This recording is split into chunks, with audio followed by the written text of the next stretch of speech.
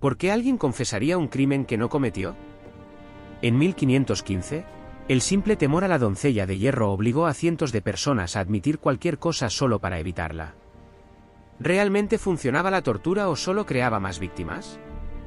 Vamos a descubrir 20 métodos de tortura medieval y comprobar si las historias son más horribles de lo que jamás hayas imaginado. Empecemos con el número 20, el potro. Olvídate de la tortura ligera. El potro era una destrucción lenta y meticulosa del cuerpo humano. La víctima era amarrada, con las muñecas y los tobillos sujetos a extremos opuestos de un gigantesco marco de madera. El verdugo empezaba a girar la manivela, despacio, centímetro a centímetro, mientras los ligamentos se rompían como cuerdas mojadas. Los hombros se dislocaban, las caderas se desgarraban y las costillas se esforzaban hasta fracturarse. El sonido no era solo huesos, era tu cuerpo desmoronándose. La pérdida de sangre era mínima, pero el dolor era indescriptible. El verdadero terror residía en que podían detenerse en cualquier momento y luego continuar. Confesar o negar no importaba. Hablarías o seguirías estirándote hasta que la piel se rompiera y te midieras medio pie más alto. Guy Fawkes sufrió el potro en 1606, y después quedó tan desfigurado que su firma se convirtió en un garabato tembloroso. Lo peor era que el potro no siempre mataba al instante, por lo que a veces despertabas justo en medio de la segunda ronda. Número 19, el collar de púas. Esto no era simplemente un collar, era un dispositivo medieval infernal. El collar de púas era un anillo pesado de hierro con puntas que apuntaban hacia adentro, de 1 o 2 centímetros de largo, diseñadas para hundirse en la garganta, la mandíbula y la base del cráneo. Una vez colocado, cualquier movimiento, incluso respirar, hacía que las puntas se clavaran más profundamente. Las víctimas no podían recostarse sin perforarse el cuello, y dormir era imposible. Tras unos días, las heridas se infectaban. La constante pérdida de sangre debilitaba el cuerpo y la mente colapsaba mucho antes que el físico. Algunos registros del siglo XV en Alemania describen prisioneros obligados a llevar estos collares durante semanas, con la única pausa siendo la breve remoción para interrogatorios, donde el verdadero dolor comenzaba. A veces eran encadenados a una pared o expuestos en la plaza pública para que la multitud los ridiculizara. La humillación se sumaba a la agonía. No siempre mataba de inmediato, ese era el objetivo. No morías rápido, pero deseabas que fuera así. Número 18, la hija del carroñero. Olvida ser estirado, esta pesadilla te doblaba por la mitad hasta que sentías que tu cuerpo se rompería. La hija del carroñero, inventada en la Inglaterra del siglo XVI bajo Enrique VIII, era un marco de hierro con forma de ga. Las víctimas eran obligadas a encorvarse, con las rodillas al pecho, la cabeza inclinada hacia adelante y los brazos fuertemente sujetos. Luego, el marco se bloqueaba. Esta compresión aplastante dificultaba tanto la respiración que cada inhalación era un suplicio. La sangre se acumulaba en la cabeza hasta que los ojos sobresalían y la nariz sangraba, mientras los músculos se contraían en espasmos. Sometidos a esto durante horas, incluso días, muchos perdían el conocimiento solo para despertar en un dolor aún mayor. Los torturadores lo apreciaban porque no rompía huesos, pero sí causaba traumas internos. Cronistas mencionan que prisioneros nobles en la Torre de Londres se desmayaban tras pocos minutos. A veces los vasos sanguíneos estallaban bajo la piel, dejando el rostro morado y negro. Era la versión retorcida opuesta al potro, no te separaba, sino que te comprimía en una bola de sufrimiento. Sobrevivir significaba cargar con músculos desgarrados y articulaciones permanentemente dañadas. Número 17, la quema en la hoguera. No eran solo llamas, era teatro, miedo y ejecución lenta en un solo acto. La quema en la hoguera se usaba en toda Europa medieval para castigar la herejía, brujería, traición y delitos morales como la sodomía. Las plazas públicas se llenaban de miles de espectadores, algunos pagando por el mejor lugar. La víctima era atada a un poste, a menudo rodeada de madera verde para que el fuego tardara más en consumirla, prolongando la agonía. Los verdugos a veces añadían alquitrán o brea para que el humo asfixiara antes de que las llamas tocaran la piel. Durante las persecuciones de Marán en Inglaterra, entre 1555 y 1558, más de 280 protestantes fueron quemados, algunos tardando más de media hora en morir. En Alemania y Francia, a veces se estrangulaba primero al condenado, pero en otros lugares ardían conscientes desde el inicio hasta el final. Los cronistas describen piel ampollada, cabello incendiándose y ojos estallando por el calor. El olor era inolvidable para los gobernantes. No era solo castigo, era propaganda. Una advertencia grabada en fuego para quien se atreviera a desafiar al trono o a la iglesia. Número 16. La prensa o pressing. En la Inglaterra y Francia medievales, la prensa aplastaba no solo cuerpos, sino voluntades. Se usaba principalmente con acusados que se negaban a declararse culpables. Era un vacío legal macabro, sin declaración, no había condena, y las propiedades permanecían con la familia. La víctima yacía desnuda, con una tabla sobre el pecho. Primero piedras, luego planchas de hierro más pesadas, se añadían poco a poco. La presión hacía que las costillas se rompieran como ramitas, los pulmones colapsaran y los ojos se salieran de las cuencas. Algunos soportaban días enteros, cada respiración una lucha contra cientos de kilos de fuerza aplastante. En 1586, Margaret Clitheroe, mártir católica, murió bajo 700 libras de piedra por ocultar sacerdotes. En Salem colonial, 1692, Giles Corey fue prensado durante 2 días por negarse a declararse culpable de brujería. Sus últimas palabras fueron más peso. La prensa era tortura disfrazada de proceso legal, una combinación calculada de dolor, humillación y guerra psicológica. Número 15. Las tijeras de cocodrilo. Si eras culpable de traición en la Europa tardomedieval, la ejecución no solo significaba la muerte. Era un ejemplo público. Las tijeras de cocodrilo eran tenazas de hierro con 4 o más mandíbulas dentadas, similares a la boca de un cocodrilo. Calentadas hasta ponerse al rojo vivo, se cerraban sobre dedos, pies o incluso genitales. Los dientes no solo perforaban, mordían profundamente, desgarrando carne y astillando huesos de un solo movimiento. Documentadas por primera vez en Francia del siglo XVI para castigar regicidas, dispositivos similares se usaron luego en Alemania e Italia contra traidores y delincuentes sexuales. Un caso famoso en 1593 involucró a François Ravaillac, asesino del rey Enrique IV de Francia, cuyo cuerpo fue desgarrado con pinzas al rojo vivo ante el público antes de ser descuartizado. No se trataba solo de dolor, era un espectáculo. La multitud podía escuchar el silbido de la carne quemándose y los gritos de la víctima sobre los golpes del verdugo. Número 14. El estrapado. Si la tortura medieval tuviera un sonido característico, el estrapado se escucharía como un crujido nauseabundo de ligamentos desgarrándose. Registrado por primera vez durante la Inquisición española a finales del siglo XV, pronto se convirtió en un método habitual de interrogatorio en toda Europa. A la víctima le ataban las manos detrás de la espalda, y luego pasaban una cuerda alrededor de las muñecas, elevándola sobre una viga alta. Con una sola caída repentina, el peso completo del cuerpo tiraba violentamente de los hombros hasta sacarlos de su lugar, muchas veces desde el primer intento. Algunas variantes añadían sacudidas bruscas en el aire o pesos colgantes para intensificar el tormento. Documentos de Roma en la década de 1590 relatan cómo prisioneros perdían el conocimiento en cuestión de minutos, solo para ser reanimados y levantados de nuevo, una y otra vez, hasta que los huesos atravesaban la piel. El dolor era tan extremo que podía provocar parálisis permanente o incluso la muerte por colapso del cuerpo. El estrapado no se realizaba a escondidas. En Florencia, la Piazza della Signoria se transformó en un escenario público donde las elevaciones se hacían ante multitudes que observaban cómo los huesos cedían mientras los acusados gritaban confesiones. Ahora pasamos al número 13, la brida o brancs. Si creías que el castigo medieval se basaba únicamente en heridas físicas, esto demuestra lo contrario. La brida evidenciaba que el daño psicológico podía ser igual de devastador. Surgida en Escocia alrededor del siglo XVI, se utilizaba principalmente contra mujeres acusadas de chismes, difamación o de hablar demasiado a sus esposos. El dispositivo era una jaula de hierro que se colocaba sobre la cabeza, con una placa plana que se introducía en la boca. En algunos casos, esta placa tenía puntas o bordes afilados diseñados para lastimar la lengua y las mejillas si la víctima intentaba hablar. Aquí, el arma principal era la humillación pública. Las mujeres eran obligadas a recorrer las calles mientras el hierro resonaba, rodeadas de burlas, insultos y desperdicios arrojados por la multitud.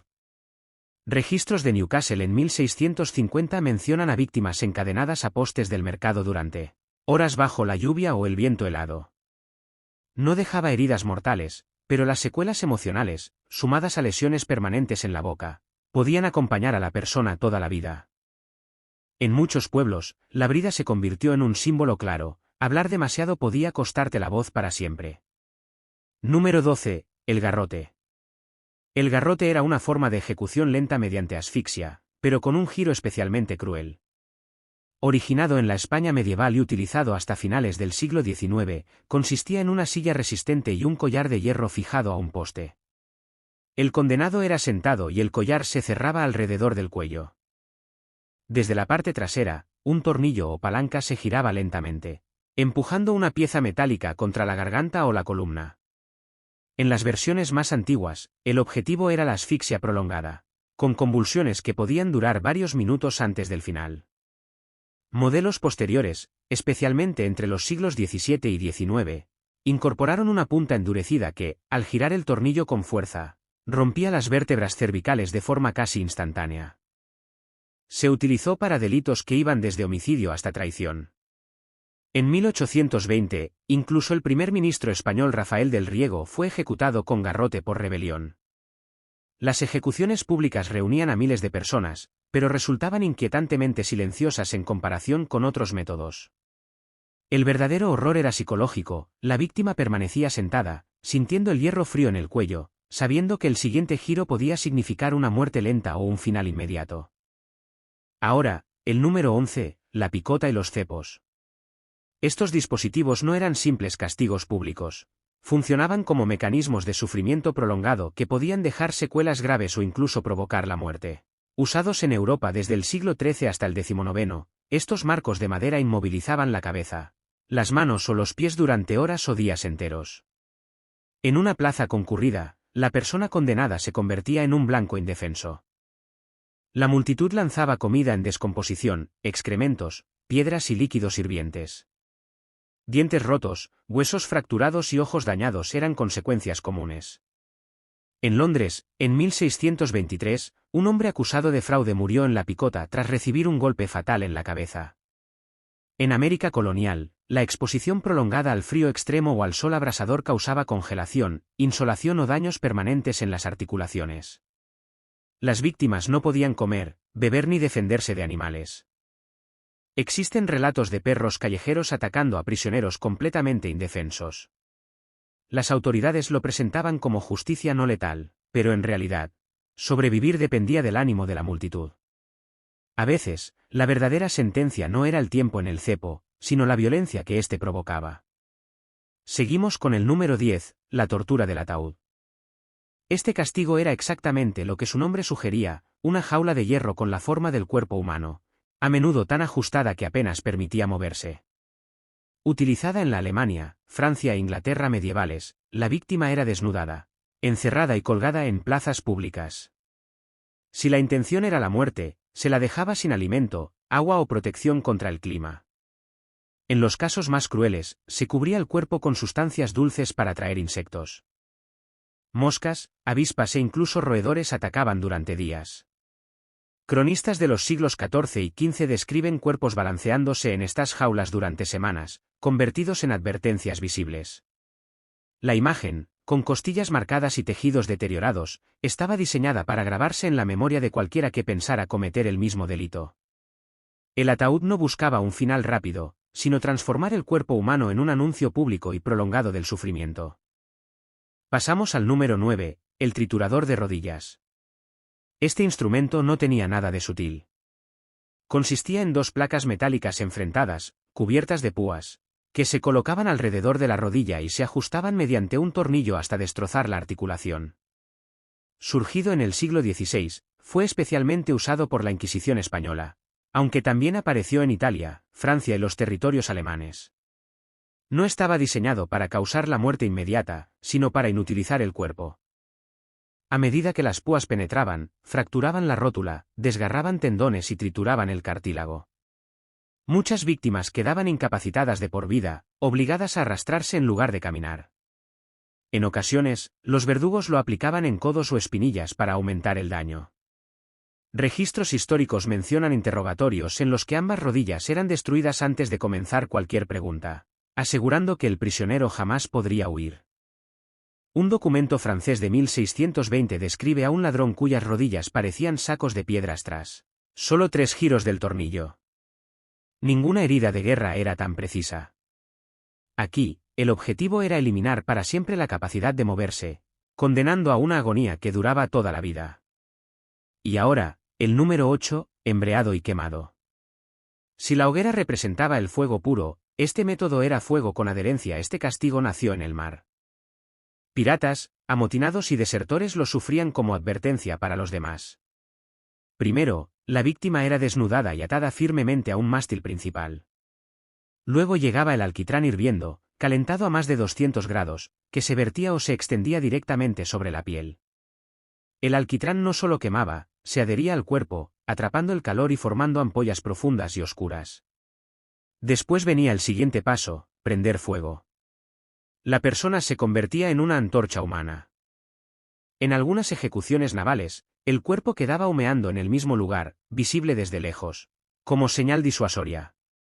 Registros ingleses del siglo XVII describen tripulaciones completas obligadas a presenciar la escena, con el olor del alquitrán mezclándose con el aire salado del mar. No era una ejecución rápida. Era lenta, teatral e imposible de ignorar. Una condena diseñada para causar horror tanto como la muerte. Un espectáculo convertido en advertencia grabada en llamas. Ahora pasamos al número 7, los tornillos de pulgar. Olvida las grandes ejecuciones públicas. Aquí la tortura se concentraba en un objeto del tamaño de un broche.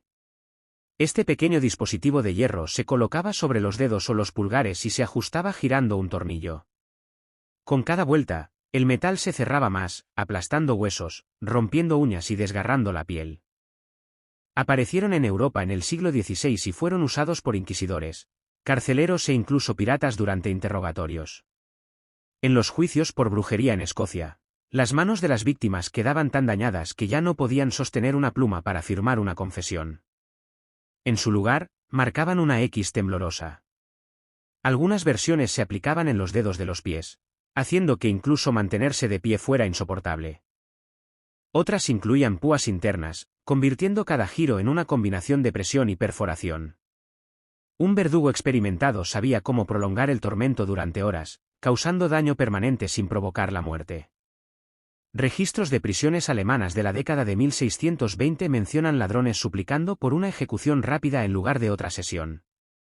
Los tornillos de pulgar no buscaban rapidez. Buscaban quebrarte lentamente hasta obtener exactamente lo que querían. Número 6. La silla de clavos. A simple vista parecía una silla de madera común, hasta que se observaban los cientos de puntas de hierro cubriendo cada superficie, asiento, respaldo, reposabrazos y reposapiés. La víctima era desnudada y atada, de modo que su propio peso empujaba las puntas contra el cuerpo. Las versiones más antiguas se remontan a la Alemania medieval del siglo XV, y algunas incluían más de uno. 500 clavos afilados.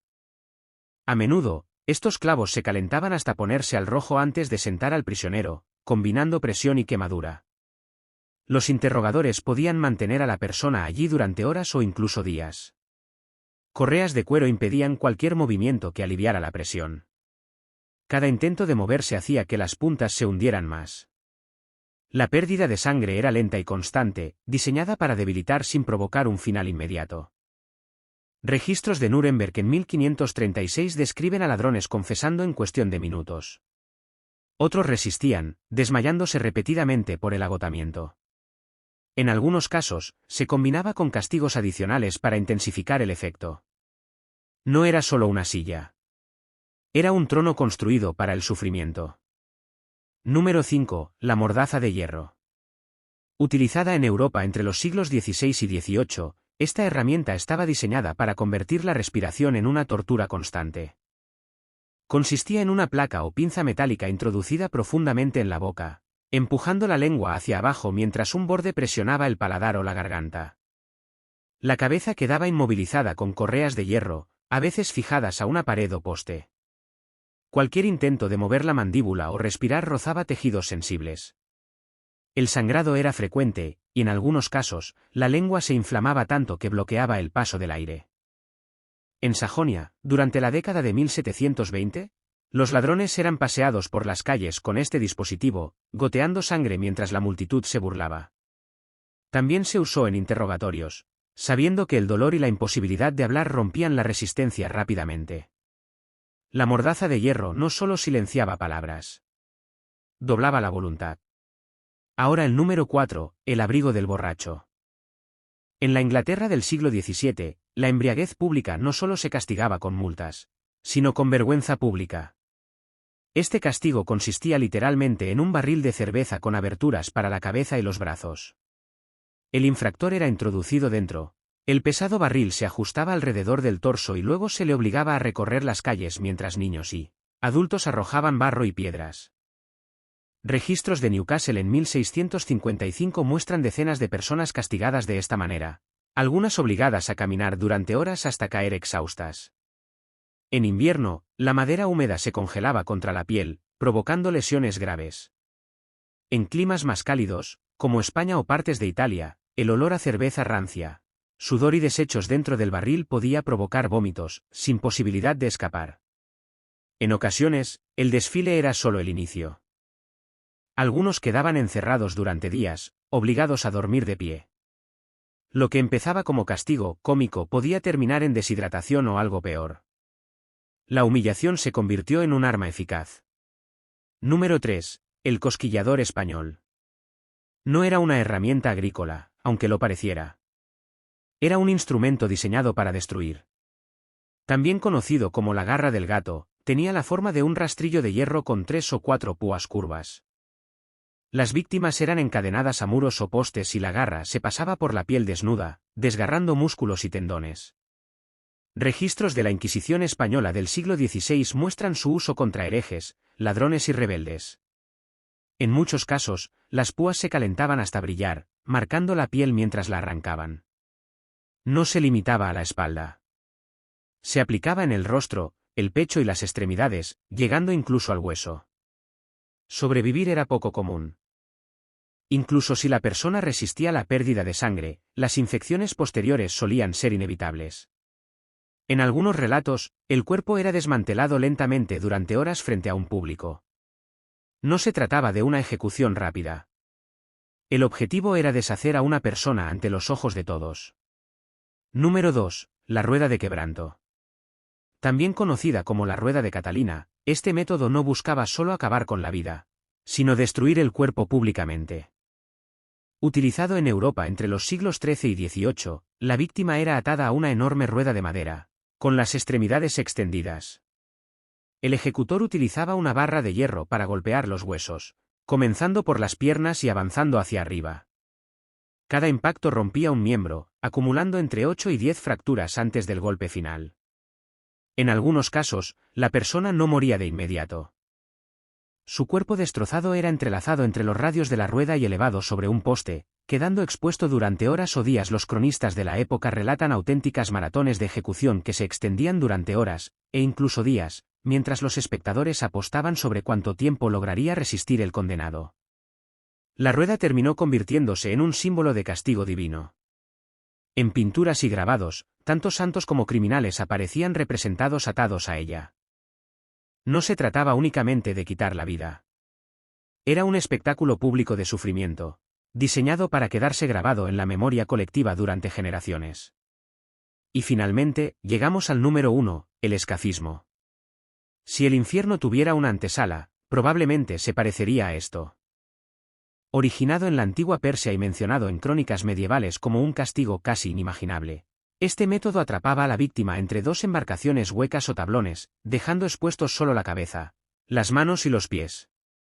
Los verdugos obligaban a ingerir grandes cantidades de leche y miel hasta provocar una descomposición severa, y luego untaban más miel sobre la piel expuesta para atraer insectos.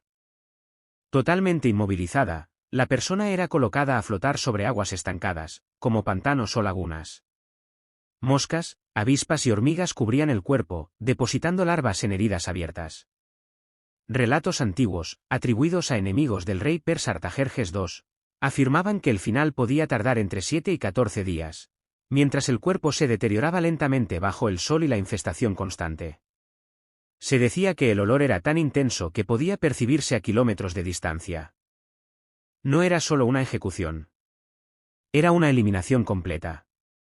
Cada instante estaba calculado para borrar la dignidad, la cordura y la vida misma, convirtiendo al escafismo en uno de los castigos más lentos y perturbadores jamás registrados. Gracias por atreverte a recorrer los rincones más oscuros de la historia. Si quieres conocer más relatos reales e impactantes del pasado, dale like, suscríbete y acompáñanos en el próximo vídeo. Porque lo ocurrido en la Edad Media fue solo el comienzo de hasta dónde puede llegar la crueldad humana.